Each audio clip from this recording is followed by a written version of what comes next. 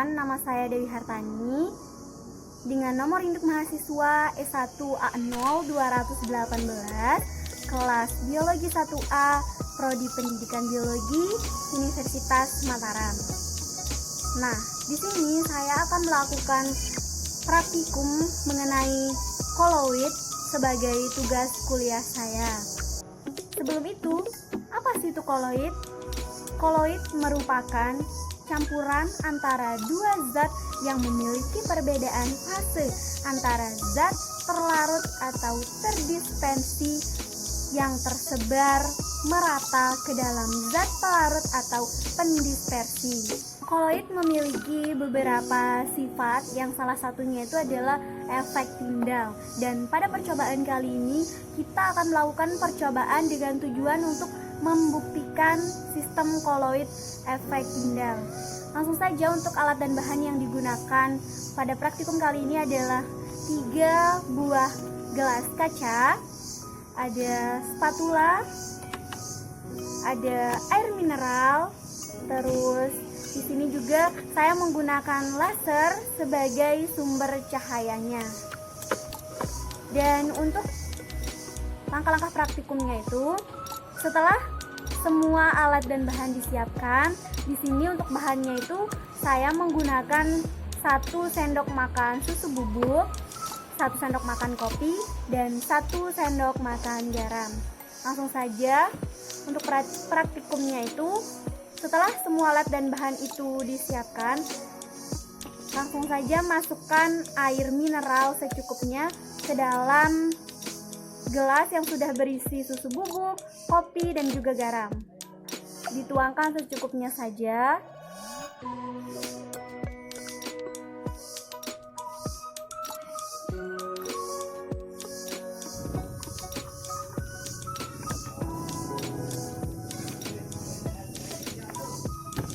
Diaduk menggunakan spatula.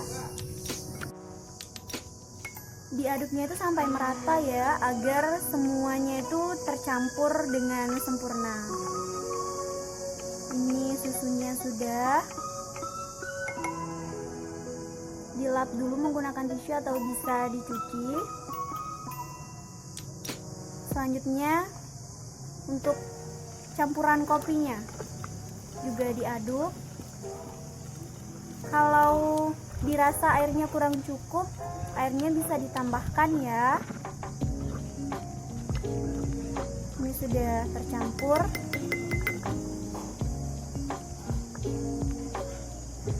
Dilap lagi menggunakan tisu atau bisa juga dicuci.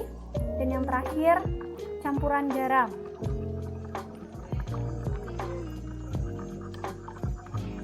Nah, setelah didiamkan beberapa saat, kita mulai lihat dari campuran garam dengan air tadi.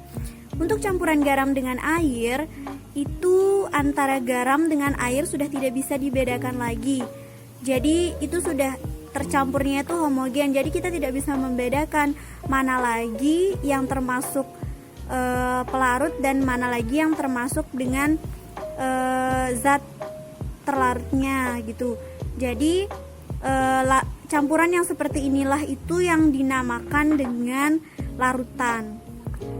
Untuk campuran kopi dengan air, di sini kita lihat setelah didiamkan beberapa saat terbentuk 2 lapisan. Di mana lapisan pertama itu kopinya itu terlihat lebih jernih, dan lapisan keduanya itu bubuk-bubuk kopinya itu ada yang mengendap. Jadi untuk campuran yang seperti ini itu dinamakan dengan suspensi. Jadi dinamakan suspensi itu karena dia itu mudah sekali untuk memisah. Nah, untuk campuran air dengan susu bubuk tadi itu tidak memisah dan juga tidak seperti campuran garam dengan air. Jadi susunya itu masih bisa terlihat tetapi susunya itu tidak mengendap. Dan campuran yang seperti inilah yang disebut dengan sistem koloid. Dan perbedaan selanjutnya adalah untuk larutan, dimana di sini larutannya itu adalah campuran garam dengan air, itu tidak bisa disaring menggunakan penyaring kertas biasa. Dan kopi, kalau untuk campuran kopi di sini yang termasuk suspensi itu bisa disaring menggunakan penyaring kertas biasa. Sedangkan untuk sistem koloid di sini yang susu dengan air itu tidak bisa disaring menggunakan saringan kertas biasa, melainkan harus dengan penyaring ultra. Untuk selanjutnya kita langsung saja masuk ke efek Tyndall. Apa sih itu efek Tyndall? Jadi efek Tyndall itu adalah penghamburan cahaya oleh partikel koloid. Jadi efek Tyndall ini bisa digunakan untuk menentukan larutan, suspensi, dan juga mana yang termasuk sistem koloid. Kita mulai dengan campuran garam. Nah, campuran garam ini ketika kita arahkan sumber cahaya ke gelasnya, itu terlihat cahayanya itu dapat menembus gelas dan sekaligus menembus larutannya itu. Jadi di sini efek Tyndallnya itu tidak bisa terlihat karena cahayanya itu dapat menembus ke dalam atau ke sisi lain gelas. Jadi sudah jelas campuran antara garam dengan air itu termasuk ke dalam larutan. Nah, selanjutnya adalah campuran kopi dengan air. Campuran kopi dengan air ini termasuk ke dalam suspensi, di mana suspensi ini tidak dapat meneruskan cahaya. Jadi ketika kita mengarahkan sumber cahaya ke gelas yang di dalamnya itu terdapat campuran kopi, cahayanya itu tidak akan bisa menembus ke sisi lain gelas atau tidak bisa menembus campurannya itu. Jadi ini campuran antara kopi dengan air ini termasuk ke dalam suspensi. Jadi di sini efek Tyndallnya itu tidak ada ya, atau efek Tyndallnya itu tidak terlihat. Nah, yang selanjutnya di sini adalah campuran susu dengan air. Untuk campuran susu dengan air di sini itu termasuk ke dalam sistem koloid.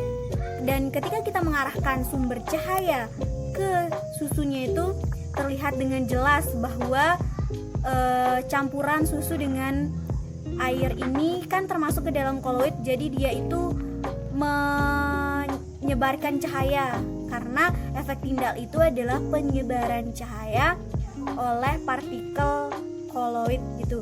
Ini cahayanya itu tidak diteruskan seperti dengan atau tidak bisa menembus sisi lain gelas seperti campuran garam, tetapi ini tuh disebarkan sehingga cahayanya itu terlihat lebih luas gitu.